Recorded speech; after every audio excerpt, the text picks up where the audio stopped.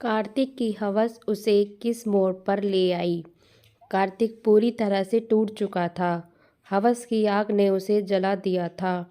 अब उसकी जिंदगी के अगले कई साल जेल की सलाखों के पीछे गुजरेंगे। हवस की कोई इस आग में उसके सपने, माँ बाप के अरमान सब भस्म हो गए।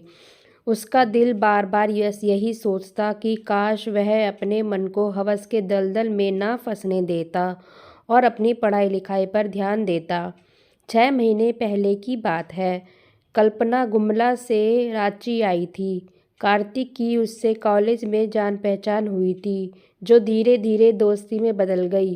कार्तिक कल्पना के साथ कभी फिल्म देखने जाता तो कभी पार्क में घूमने।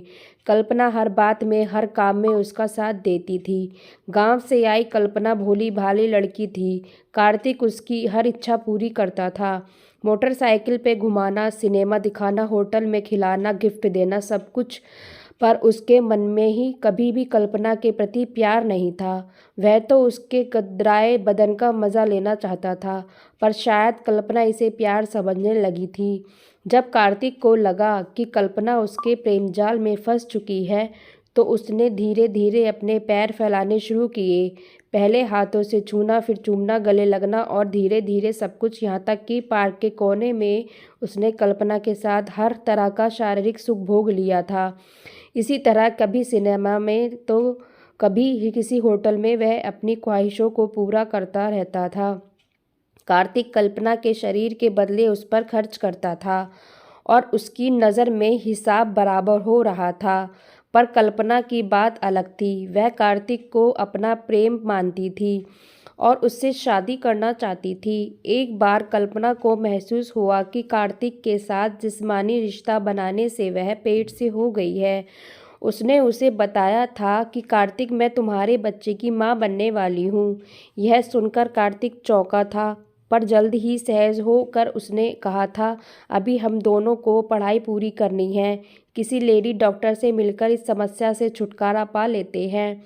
मुझे कोई ऐतराज़ नहीं, पर आगे चलकर हमें शादी करनी है, तो अगर हम अभी शादी कर बच्चे को आने दें, इसमें क्या हर्ज है। कल्पना ने प्रस्ताव रखा। शादी? कार्तिक चौंका था, पर यह सोचकर कि कहीं कल्पना का शरीर दोबारा ना मिले, इसलिए बोला था, अभी पढ़ाई, फिर करियर, इसके बाद शादी। कल्पना ने इसे शादी की रजामंदी मानकर लेडी डॉक्टर से मिलकर बच्चा गिरवा दिया। कार्तिक और कल्पना पहले की तरह मज़े से रहने लगे थे। पर जब कार्तिक सावधान था, बच्चा न ठहरे, इसके लिए वह उपाय कर लेता था।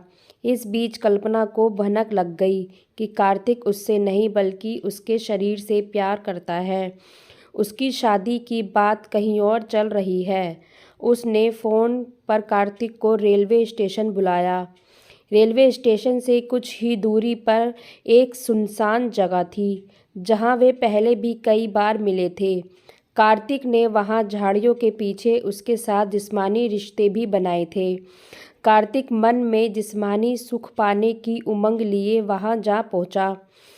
कल्पना के चेहरे पर तनाव देखकर वह हंसकर बोला, क्या हुआ? फिर लेडी डॉक्टर के पास चलना पड़ेगा क्या?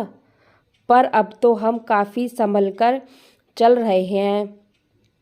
मैं अपना सब कुछ तुम्हें तुम्हारी कीमत के चलते नहीं, प्यार के चलते सौंपती हूँ। लेकिन मुझे नहीं पता था कि तुम मेरे प्यार को पैसे से तोल रहे हो। पर अगर तुम प्यार को पैसे से खरीद रहे थे, तो मैं भी अपने प्यार को ताकत के बल पर ही पा लूँगी। मेरे चाचा और मामा नक्सली हैं, जब चाहे तुम्हें और तुम्हारे परिवार को मिटा सकते हैं। कहते हुए कल्पना को गुस्सा आ गया। कार्तिक कल्पना की बात सुनकर डर गया। वह जानता था कि कल्पना जहाँ से आई है वहाँ नक्सलियों का अड्डा है। वह आए दिन नक्सली वारदाते की खबरें अखबार में पढ़ता था। कुछ दिन पहले ही कार्तिक के परिवार वालों ने किसी लड़की से उसकी शादी की बात भी चला रखी थी। उसे लगा अगर कल्पना जिंदा रहेगी तो रंग में भंग डालेगी। उसने झटपट कर कल्पना की गर्दन पकड़ ली और उस पर तब तक दबाव बनाता गया जब तक कि उसके शरीर ढीला नहीं छोड़ दिया। कार्तिक को अभी भी यकीन नहीं हुआ कि कल्पना ने दम तोड़ दिया है, तो उसने अपनी बेल्ट से फिर उसका गला दबा दिया। वह चुपचाप अपने घर आ गया और कार्तिक मन ही मन घबराया हुआ था। जिस जगह पर उसने कल्पना की लाश छोड़ी थी, उधर किसी का आना जाना ना के बराबर हुआ करता था। कुएं और कुत्ते उसे नोचकर खा जाएंगे, यही सोचकर वह अपने मन को संतोष देता था। पर 2 दिनों के बाद एकाएक पुलिस ने उसे दबोच लिया। शायद किसी ने लाश की सूचना पुलिस को दे दी थी और पुलिस उस तक पहुंच गई। तो फ्रेंड्स, अगर ये कहानी आपको अच्छी लगी हो तो लाइक, शेयर और कमेंट्स जरूर करें और चैनल को सब्सक्राइब जरूर कर दीजिए प्लीज़।